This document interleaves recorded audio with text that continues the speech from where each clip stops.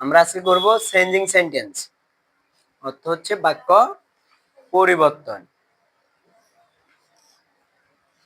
প্রথম প্রশ্ন হচ্ছে আমাদের কাছে, we are proud of our freedom fighters. আর আমাদের করতে বলছে ইন্টারোগেটিভ। পরীক্ষার মধ্যে ফাঁস দিয়ে লেখা থাকবে কি করতে হবে। আমরা প্রশ্নে যেটা বলবে সে অনুসারে, নির্দেশনা অনুসারে পরিবর্তন করব। তো প্রথম সেন্টেন্সটাকে আমাদেরকে করতে বলছে কি ইন্টারোগেটিভ। যেহেতু প্রশ্নটা ইন্টারোগেটিভ করতে বলছে, তার মানে এই যে প্রশ্ন যেটা দেওয়া আছে এটা অ্যাসারেটিভে আছে। কিসে আছে? অ্যাসারেটিভে আছে। এখন আমরা অ্যাসারেটিভ থেকে ইন্টারোগেটিভ করব। আর অ্যাসারেটিভ থেকে ইন্টারোগেটিভ করতে হলে আমাদেরকে দেখতে হবে সেন্টেন্সের মধ্যে, প্রশ্নের মধ্যে কোনো অক্সিলারি ভার্ব দেওয়া আছে কিনা। আমাদের কাছে পরীক্ষার মধ্যে যে প্রশ্ন দেওয়া থাকবে ওই প্রশ্নের মধ্যে অক্সিলারি ভার্ব দেওয়া আছে কিনা আমাদের প্রথম দেখার বিষয় হবে এটা। দ্বিতীয়ত আমরা দেখব প্রশ্ন যেটা দেওয়া আছে সেটা কি হ্যাঁ বোধক নাকি না বোধক। তাহলে এই দুটো বিষয় আমাদেরকে খেয়াল রাখতে হবে। প্রথম খেয়াল রাখবো কি প্রশ্ন যেটা আমাদেরকে দিছে সেটার মধ্যে কি আছে কিনা, অক্সিলারি ভার্ব আছে কিনা। দ্বিতীয় দেখার বিষয় হবে কি বাক্যটি হ্যাঁ বোধক নাকি না বোধক। তাহলে যখন আমরা দেখবো সেন্টেন্সের মধ্যে অক্সিলারি ভার্ব দেওয়া আছে, ইন্টারোগেটিভ করতে বলছে, তখন ওই অক্সিলারি ভার্বটাকে বাক্যের শুরুতে লিখবো। ইন্টারোগেটিভ করার জন্য শুরুতে কি লিখবো, ওই অক্সিলারি ভার্বটা লিখে ফেলবো। আর যদি অক্সিলারি ভার্ব দেওয়া না থাকে তাহলে আমরা টেন্স অনুসারে অক্সিলারি ভার্ব আনবো। প্রেজেন্ট টেন্সে ডু ডাজ লিখবো, ফার্স্ট টেন্সে ডিড লিখবো। প্রেজেন্ট টেন্সে ডু ডাজ লিখবো, ফার্স্ট টেন্সে ডিড লিখবো। কখন? যদি অক্সিলারি ভার্ব দেওয়া না থাকে। এখন আমাদের কাছে আজকে যে প্রশ্নটা দিছে সেখানে অক্সিলারি ভার্ব আছে কিনা, এই যে আর হচ্ছে অক্সিলারি ভার্ব। যেহেতু প্রশ্নে অক্সিলারি ভার্ব দেওয়া আছে এজন্য আমরা বাকি ইন্টারোগেটিভ করার জন্য শুরুটায় কি লিখে ফেলবো, আর লিখে ফেলবো। শুরুতে আমরা কি লিখবো, আর লিখবো। দ্বিতীয় দেখার বিষয় হবে এটা কি হ্যাঁ বোধক নাকি না বোধক। হ্যাঁ বোধক নাকি না বোধক। প্রশ্ন যদি হ্যাঁ বোধক হয় আমরা যে উত্তরটা লিখবো সেটা হবে না বোধক। আর প্রশ্ন যদি না বোধক হয় আমরা যে উত্তরটা লিখবো সেটা হবে হ্যাঁ বোধক। এখন এখানে we are proud of our freedom fighters, আমরা আমাদের মুক্তিযোদ্ধাদের নিয়ে গর্বিত। এটা হচ্ছে হ্যাঁ বোধক কথা। যেহেতু প্রশ্নটা হ্যাঁ বোধক আমরা উত্তর করব কি না বোধক। আর না বোধক করার জন্য অক্সিলারি ভার্বের সাথে একটা নট লাগাবো। না বোধক করার জন্য অক্সিলারি ভার্বের সাথে এটা কি লাগাবো, নট লাগাবো। এটা না বোধক হয়ে গেল। এরপরে সাবজেক্টটা বসাই দিবেন। সাবজেক্ট হচ্ছে এখানে উই, অক্সিলারি ভার্ব আরটা আমরা এই যে শুরুতে বসাই ফেলছি, আর বসানোর দরকার নাই। এরপরে বাকি অংশ এখান থেকে পুরো অংশটা আমরা দেখে দেখে বসাই ফেলবো। Proud of our freedom fighters. যেহেতু ইন্টারোগেটিভ করতে বলছে, ইন্টারোগেটিভ মানে হচ্ছে প্রশ্ন করবে, এজন্য আমাদের বাক্যের শেষে প্রশ্নবোধক চিহ্ন দিতে হবে। বাক্যের শেষে অবশ্যই কি দিতে হবে, প্রশ্নবোধক দিতে হবে। আপনি পুরোটা ঠিকভাবে লিখছেন কিন্তু প্রশ্নবোধক দেন নাই, তাহলে আপনাকে স্যারের নাম্বার দিবে না। এজন্য প্রশ্ন ইন্টারোগেটিভ বললেই বাক্যের শেষে কি দিতে হবে, প্রশ্নবোধক চিহ্ন দিতে হবে। এটা আমাদের খেয়াল রাখতে হবে। দ্বিতীয় প্রশ্নটাতে দেখেন, বি নাম্বার প্রশ্ন আমাদের কি বলছে, their contribution will never be forgotten. their contribution তাদের ত্যাগ, will never be forgotten ভুলার নয়, তাদের ত্যাগ ভুলার নয়, তাদের অবদান ভুলার নয়। কি করতে বলছে আমাদেরকে, অ্যাফার্মেটিভ করতে বলছে। যখন পরীক্ষার প্রশ্নে বলবে অ্যাফার্মেটিভে করো তখন বুঝে নেবেন যে প্রশ্নটা নেগেটিভে আছে। প্রশ্ন কিসে আছে, নেগেটিভে আছে। অর্থাৎ আমরা নেগেটিভ থেকে অ্যাফার্মেটিভ করব। অ্যাফার্মেটিভ থেকে নেগেটিভ করতে বলতে পারে পরীক্ষায়, আবার নেগেটিভ থেকে অ্যাফার্মেটিভে বলতে পারে। তো এখন আমাদেরকে বলছে অ্যাফার্মেটিভ করার জন্য, তার মানে এটা নেগেটিভে আছে। কিসে আছে, নেগেটিভে আছে। যে নেভার নেগেটিভ শব্দ, নেভার কি শব্দ, নেগেটিভ শব্দ। তাহলে আমরা এর আগ পর্যন্ত লিখে ফেলবো। যেহেতু এখানে কোনো রুলসে পড়ে নাই, সাধারণ বাক্য, এই জন্য আমরা উইল পর্যন্ত লিখে ফেলবো। দেয়ার কন্ট্রিবিউশন উইল, উইল পর্যন্ত আমরা লিখে ফেলবো। এরপরে বাক্যে যদি আমরা নেভার দেখি, ওই নেভারটা বাদ যায়, নেভার পরিবর্তে আমরা লিখবো অলওয়েজ। অলওয়েজ, নেভারের পরিবর্তে আমরা কি লিখবো, অলওয়েজ লিখবো। নেভারের পরিবর্তে কি লিখবো, অলওয়েজ লিখবো। এই নেভার বাদ যায়, নেভার পরিবর্তে অলওয়েজ লিখলাম। এরপরে বি আছে একটা, বিটা বসাইলাম। মানে ফরগেট, ফরগেটেন এটা হচ্ছে নেগেটিভ শব্দ, এটা অ্যাফার্মেটিভ শব্দ লিখতে হবে, অর্থাৎ বিপরীত শব্দ লিখতে হবে। কি লিখতে হবে? বিপরীত শব্দ। আমরা যেরকম বলি কি দিন, দিনের বিপরীত কি? দিনের বিপরীত কি? রাত। সকালের বিপরীত কি? বিকেল। ঠিক এখানে ফরগেট এর এটা হচ্ছে নেগেটিভ শব্দ, এটার অ্যাফার্মেটিভ রূপ লিখতে হবে। ফরগেট এর অর্থ হচ্ছে ভুলে যাওয়া, ভুলা। তাহলে ভুলের বিপরীত হচ্ছে কি? মনে রাখা। ভুলে যাওয়ার বিপরীত শব্দ হবে কি? মনে রাখা। এখন আমরা এখানে লিখবো মনে রাখার ইংরেজি, আর মনে রাখা ইংরেজি হচ্ছে কি? রিমেম্বার।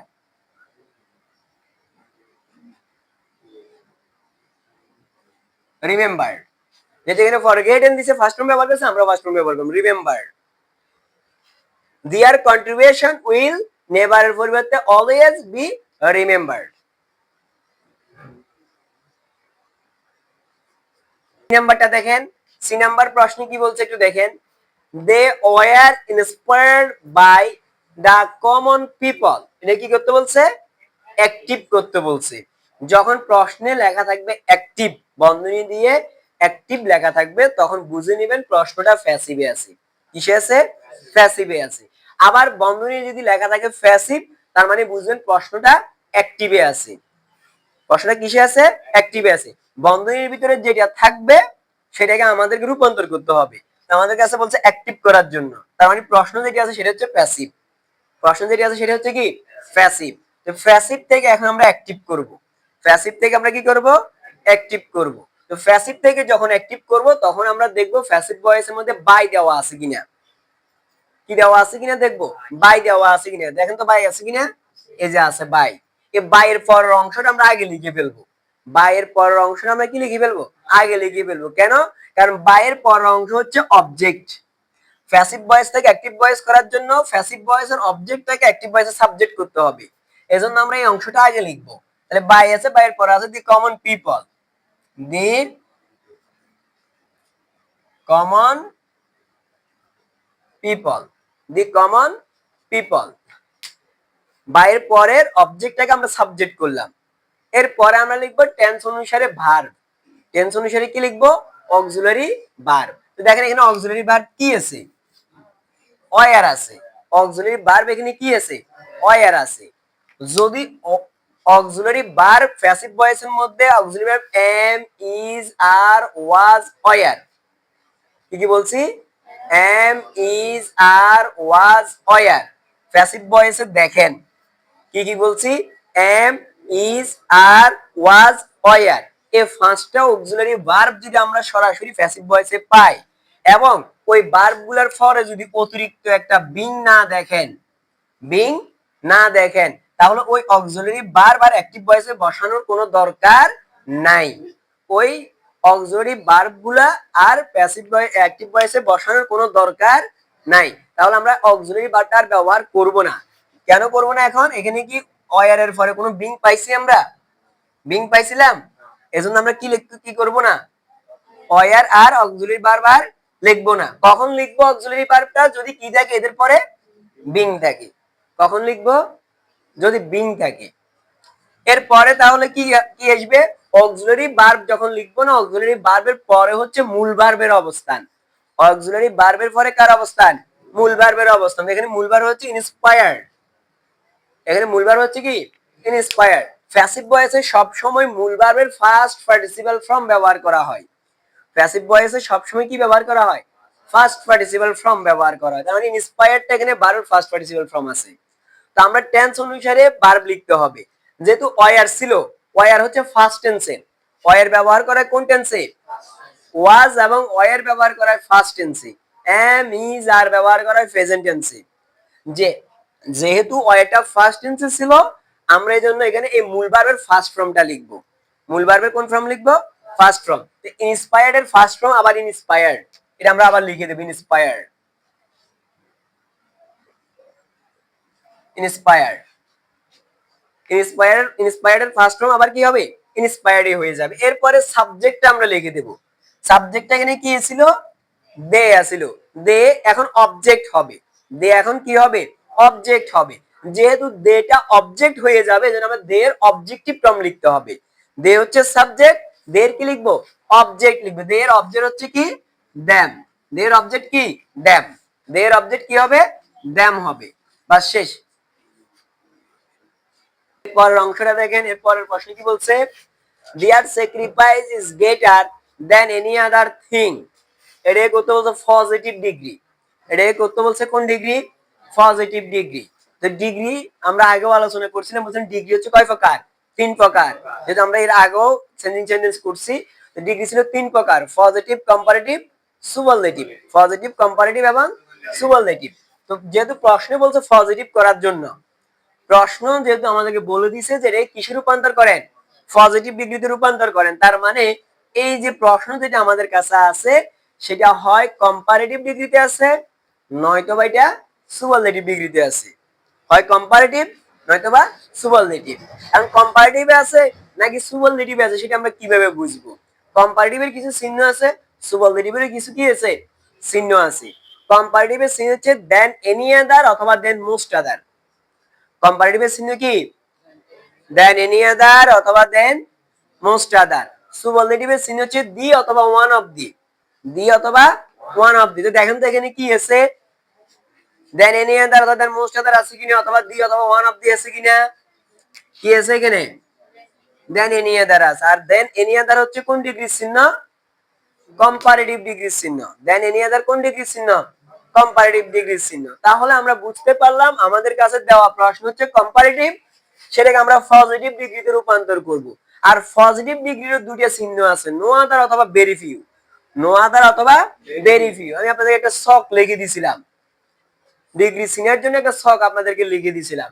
পজিটিভের চিহ্ন হচ্ছে নো আদার অথবা ভেরি ফিউ, নো আদার অথবা ভেরি ফিউ। এখন এই নো আদার লিখবো না ভেরি ফিউ লিখবো, সেটা আমরা কিভাবে বুঝবো, আমরা কি নো আদার ব্যবহার করব নাকি ভেরি ফিউ ব্যবহার করব। এই যে দেন এনি আদার আছে, আমরা যে ছকটা লিখছিলাম সেই ছকের মধ্যে দেন এনি আদার বরাবর আমরা পজিটিভের ঘরে যাব, দেন এনি আদার বরাবর কোন ঘরে যাব, পজিটিভের ঘরে যাব। পজিটিভের ঘরে কি আছে, সেখানে নো আদার আছে, এজন্য আমরা লিখবো নো আদার, নো আদার, পজিটিভের চিহ্ন নো আদার। এরপর আমরা লিখবো দেন এনি আদার অথবা দেন মোস্ট আদারের পরের অংশ, দেন এনি আদার অথবা দেন মোস্ট আদারের পরের অংশ। তো দেন এনি আদার অথবা দেন মোস্ট আদারের পরের অংশ হচ্ছে থিং, তাহলে আমরা এখানে লিখবো থিং। নো আদার অথবা very few plus than any other অথবা দেন মোস্ট আদারের পরের অংশ, নো আদার অথবা very few plus than any other অথবা দেন মোস্ট আদারের পরবর্তী অংশ, এই যে আমরা লিখলাম থিং। এই যে no other than any other অথবা দেন মোস্ট আদার আছে, তারপর অংশ হচ্ছে থিং, এই যে আমরা এখানে লিখলাম থিং। বুঝতে পারছি, তাহলে নো আদার থিং। এরপর আমরা লিখবো একটা অতিরিক্ত অক্সিলারি ভার্ব লিখবো, আমরা এখানে একটা কি লিখবো, এখানে আমরা একটা অক্সিলারি ভার্ব। তাই আমাদের কাছে প্রশ্ন অক্সিলারি কি আছে, ইজ আছে। প্রশ্নে কি আছে, অক্সিলারি ভার্ব ইজ, আমরা এখানে লিখবো ইজ। এরপর আমরা লিখবো অতিরিক্ত একটা এস। আমরা জানি পজিটিভ ডিগ্রির মধ্যে দুই এস এর মাঝখানে একটা অ্যাডজেক্টিভ ব্যবহার করা হয়, দুই এস এর মাঝখানে এই এস ডট ডট এস, এই এখানে মাঝখানে একটা অ্যাডজেক্টিভ হবে। আমরা প্রথমে অক্সিলারি ভার্বের পরে একটা এস লিখবো, অথবা প্রশ্নের মধ্যে বিভিন্ন গাইডে সো থাকে, এস অথবা সো যে কোনো একটা লিখলে হবে, এস অথবা সো যে কোনো একটা লিখলে হবে। এরপর লিখবো adjective, S dot dot S, এটার মাঝখানে অ্যাডজেক্টিভ লিখতে হয়, কি লিখতে হয়, অ্যাডজেক্টিভ। তো অ্যাডজেক্টিভ এখানে আছে গ্রেটার, এখানে কি আছে অ্যাডজেক্টিভ গ্রেটার। একটা অ্যাডজেক্টিভের তিনটা রূপ থাকে, একটা অ্যাডজেক্টিভের কয়টা ফর্ম থাকে, তিনটা form, positive form, comparative form, superlative form, positive form, comparative form, superlative form. আমরা যে ডিগ্রিতে রূপান্তর করব সেই ফর্মটাই লিখতে হবে, যে ডিগ্রিতে রূপান্তর করব সেই ফর্মটাই লিখতে হবে। এখন আমরা কোন ডিগ্রিতে রূপান্তর করব, পজিটিভ ডিগ্রিতে রূপান্তর করব, তার মানে আমরা অ্যাডজেক্টিভের কোন ফর্ম লিখব, পজিটিভ ফর্ম লিখব। আর প্রশ্নটা কিসে ছিল, কম্পারেটিভে ছিল, তার মানে অ্যাডজেক্টিভটা কম্পারেটিভ ফর্মে আছে। তাহলে গ্রেটার হচ্ছে কম্পারেটিভ ফর্ম, গ্রেটার হচ্ছে কোন ফর্ম, কম্পারেটিভ ফর্ম। আমরা লিখতে হবে পজিটিভ ফর্ম, যেহেতু আমরা পজিটিভ ডিগ্রিতে রূপান্তর করতেছি। যদি আমরা সুপারলেটিভ ডিগ্রিতে রূপান্তর করতাম তাহলে আমরা লিখতাম সুপারলেটিভ ফর্ম, তাহলে আমরা কি লিখতাম, সুপারলেটিভ ফর্ম। এখন যেহেতু আমরা পজিটিভ ডিগ্রি করতেছি এজন্য আমরা এই অ্যাডজেক্টিভটার পজিটিভ ফর্ম লিখব। আর গ্রেটারের পজিটিভ ফর্ম হবে গ্রেট, গ্রেটারের পজিটিভ ফর্ম হবে কি, গ্রেট। এটা হচ্ছে এই গ্রেটারের পজিটিভ ফর্ম। এরপর একটা এস লিখে দিব, অতিরিক্ত একটা এস লিখে দিব। এখানে কিন্তু আবার সো লিখলে হবে না, এখানে এস এসই দেখবে। প্রথম এস এর পরিবর্তে আপনি এসও বসাতে পারবেন, সো বসাতে পারবেন, কিন্তু দ্বিতীয় এসটা ঠিক থাকবে। সেখানে আবার সো আর এস এর কথা আসবে না, শুধু এসই সেখানে। এরপরে আমরা লিখবো সাবজেক্ট। এরপরে আমরা লিখবো কি সাবজেক্ট। সাবজেক্ট হচ্ছে দেয়ার স্যাক্রিফাইস। সাবজেক্ট হচ্ছে কি দেয়ার স্যাক্রিফাইস। আমরা দেয়ার স্যাক্রিফাইসটা এখানে লিখে দিব।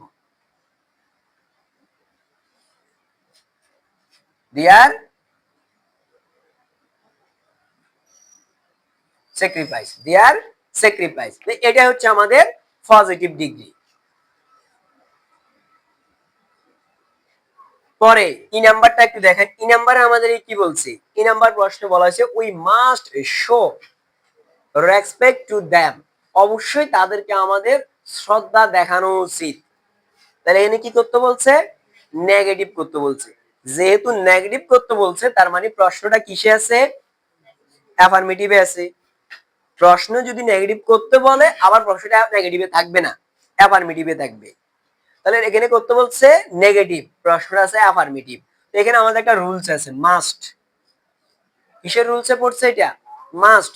Must have to, has two. Must have to, has two যুক্ত যখন অ্যাফার্মেটিভ সেন্টেন্সকে আমরা নেগেটিভ করব তখন ওই must have to has to এর পরিবর্তে আমাদেরকে লিখতে হবে ক্যান নট বাট। আগে পরে কোনো পরিবর্তন নাই, শুধু কি লিখবো? Can not but. আবার ক্যান নট হেল্পও ব্যবহার করা যাবে। ক্যান নট বাট লিখলে আগে পরে কোনো পরিবর্তন করার দরকার নেই। কিন্তু যদি আমরা ক্যান নট হেল্প ব্যবহার করি তখন ভার্বের শেষে আইএনজি যুক্ত করতে হবে। ভার্বের শেষে কি করতে হবে? আইএনজি যুক্ত করতে হবে। তাহলে আমরা এখানে এই মাস্টের পরিবর্তে কি লিখতে পারি? ক্যান নট বাট অথবা ক্যান নট হেল্প। সাবজেক্ট লিখে দেব উই, এই মাস্ট বাদ যাবে, মাস্টের পরিবর্তে আসবে ক্যান নট বাট। এবার বাকি অংশ যা আছে তা লিখে দিবেন। Respect to them. আর যদি এখানে আমরা বাট না লিখে হেল্প লিখতাম, বাট না লিখে কি লিখতাম? হেল্প লিখে, তখন শোয়ের সাথে আইএনজি হইতো, শোয়িং। শোয়ের সাথে কি হইতো? আইএনজি হয়ে যেত। বুঝে গেছে?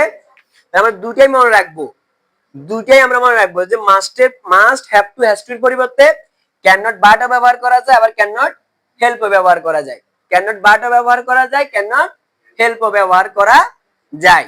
এইভাবে আমরা কি করতে হবে? মনে রাখতে হবে। কারণ এখন আমরা মাস্ট যুক্তটাকে নেগেটিভ করছি, দেখা গেছে পরীক্ষার মধ্যে গিয়ে ক্যান নট বাট আলাটাকে নেগেটিভ করতে বলবে অথবা ক্যান নট হেল্প আলাটাকে নেগেটিভ করতে বলবে। তো ক্যান নট বাট আলাকে যদি নেগেটিভ করতে বলে তাহলে ক্যান নট বাট বাদ যা কি লিখে দিব? শুধু মাস্ট। অথবা ক্যান নট হেল্প যুক্ত যদি হয় তাও মাস্ট লিখবো, ভার্বের শেষে আইএনজিটা বাদ দিয়ে দিব। এজন্য দুটোই আমরা মনে রাখবো।